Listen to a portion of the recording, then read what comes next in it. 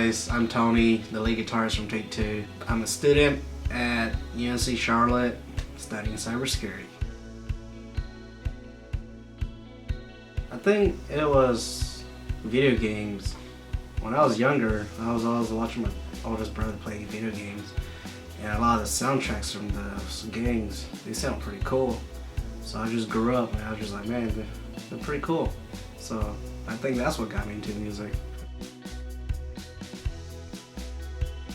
I was actually more into the drums, but my uncle from California, he moved to North Carolina. He had a little guitar with him, so I picked it up and I played it, and then I got pretty good at it. And I was just like, you know what? It's pretty cool. So I just picked up the guitar and I just started playing it. My favorite guitarist is probably Hide from X Japan. Rest in peace.